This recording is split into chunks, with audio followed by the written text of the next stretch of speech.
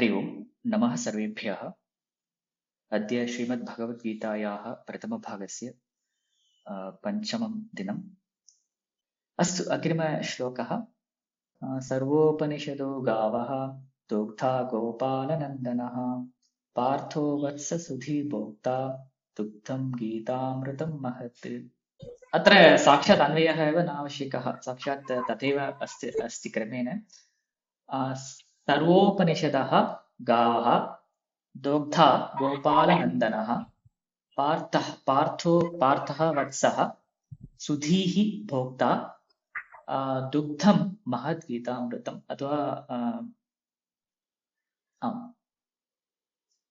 अथवा गीतामृतमेव महद्दुग्धं तथापि शक्यते। इदानीम् अत्र किं क्रियते, वस्तुतः गवां दोहने तत्र गौः कः भवति, तत्र वत्सः कः, तत्र दोहनकर्ता कः, पुनः तत्र दुग्धं किं भवति, तत्सर्वम् अत्र उच्यते। वस्तुतः तत्र दोहनक्रिया तु उपमानं भवति। अत्र गीताशास्त्रस्य विषयः तु तत्र उपमेयं भवति। अतः अत्र पुनः सर्वोपनिषदः, तत्र विग्रहः कथं भवति? सर्वाः उपनिषदः इति कर्मधारयसमासः, सर्वोपनिषदः इति। पुनः सर्वोपनिषदः तत्र उपमेयं भवति। गावः इति गौशब्दस्य प्रथमा बहुवचनान्तरूपं, तत् उपमानं भवति। सो सर्वाः उपनिषदः गावः भवन्ति इति अत्र प्रथमः अर्थः। तत्र तेभ्यः गोभ्यः दोहनं कः करोति? सः दोग्धा। दोग्धा नाम दोहनं यः करोति, दोहनकर्ता दोग्धा भवति। तत्र दोग्धा कः? गोपालनन्दनः। दोग्धृ इति ऋकारान्तप्रातिपदिकं, तस्मात् प्रथमा एकवचने तत्र प्रथमा एकवचने तत्र दोग्धा इति रूपम्। दोग्धा दोग्धारौ दोग्धारः इति रूपम्। अत्र दोग्धा इति दोहनकर्ता, यः दोहनं करोति सः दोग्धा। one who milks, he is called दोग्धा. सो दोग्धा कः?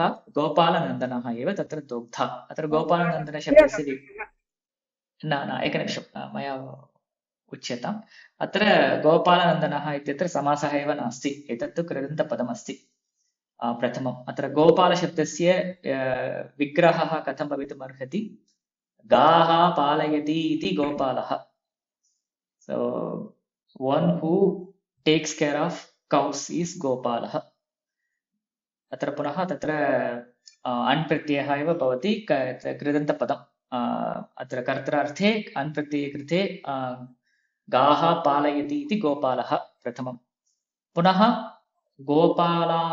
गोपालान् नन्दयति इति पुनः तत्र कृदन्तपदम्। अतः गोपालनन्दनः इति रूपम्। अत्रापि समासः नास्ति। गोपालान् नन्दयति इति गोपालनन्दनः इति कृष्णस्य विशेषणम्। इदानीं दोग्धा गोपालनन्दनः अभवत्। इदानीं गौः कः इति ज्ञातं, पुनः तत्र दोग्धा कः इति ज्ञातम्। अत्र गवेः तत्र पुनः वत्सः कः? अत्र वत्सः पार्थः वत्सः, पार्थः अर्जुनः वत्सः अस्ति। पुनः अत्र किं दुह्यते? अत्र वाट् इस् मिल्क्ड् औट्? अत्र दुग्धं means one which is milked out is dugdham. It is not actually a milk. One which is milked out is dugdham as per the grammatically, because it's a ta pratyanta roopam. Dugh dhatoh ta pratyanta roopam, atah dugdham iti. So generally one which is milked out is generally as a milk, as a cow milk. So the cow milk is actually called as dugdham. But actually it's a yaugika artham pashyamasche tatra yed duhyate tadev dugdham iti uchyate. अतः वस्तुतः क्षीरं दुह्यते इति कारणेन क्षीरं तु दुग्धं भवति।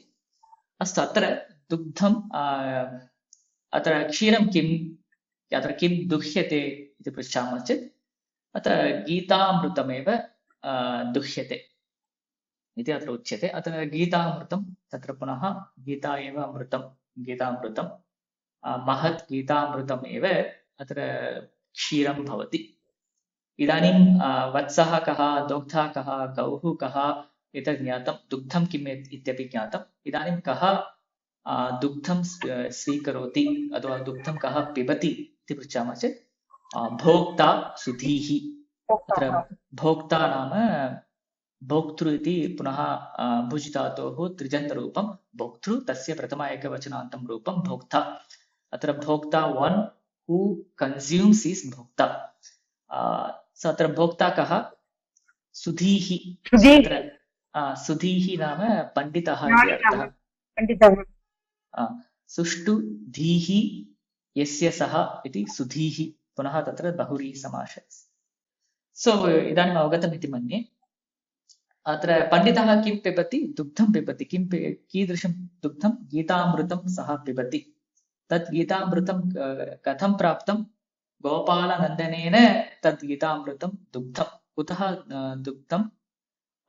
तत्तु गोभ्यः तत् गीतामृतं दुग्धं। तत्र गावः के सन्ति? अत्र सर्वाः उपनिषदः। अतः सर्वाभ्यः उपनिषद्भ्यः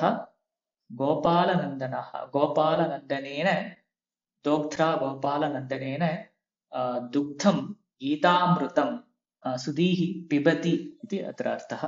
अत्र वत्सः पार्थः भवति। यत्र पार्थः यदा वत्सः भवति तदानीमेव दोहनं भवति। वस्तुतः गवां दोहनं तदानीमेव भवति। अतः अत्र पार्थः अस्ति इति कारणेन अस्माभिः गीतामृतं प्राप्तम् इति अत्र भावः। प्रश्नः अस्ति वा? अत्र साक्षात् दोहन कार्ये भोक्ता सुधी भोक्ता अस्य अर्थः कः? न अत्र भोक्ता नाम दुग्धस्य भोक्ता। सो द कंज्यूमर वत्स एव वा? न सुधीः एव भोक्ता। सुधीः नाम पण्डितः, यः गीताशास्त्रं पठति सः एव सुधीः इति अत्र अर्थः तात्पर्यम्। No, dohana in the actual, not the metaphor, not the analogy, in the actual like we are talking of cows and calves. So yes, in that context, Sudhi Bhokta means Partha is compared to calf. Geetamritam is milk. So Sudhi Bhokta is what? So after milking out, the milk will be drunk by somebody in the actual cow, right? The consumer of milk. The consumer of the milk. Okay, धन्यवादः. Yeah, धन्यवादः. महोदय, अत्र गोः पालकः गोपालः इति न भवति वा? न। महोदय, सुधीः भोक्ता तु पार्थस्य अपि विशेषणं भवितुम् अर्हति खलु? सा अपि सुधीः, सा अपि भोक्ता भवितुम् अर्हति खलु? वत्सः अपि भोक्ता भवितुम् अर्हति। अस्तु, पुनः श्लोकः अत्र। सर्वोपनिषदो गावः दुग्धा गोपालनन्दनः पार्थो वत्स सुधीः भोक्ता दुग्धं गीतामृतं महत्। अस्तु. Thank you all for watching this video online. If there are any questions or clarifications, you can post them on the comment section below. And if you are interested to join the live sessions and if you meet the prerequisites of the course, you can register for the course from the link in the description. If you like this video, please like and share this video with others. And धन्यवादः. वयं पुनः मिलिष्यामः.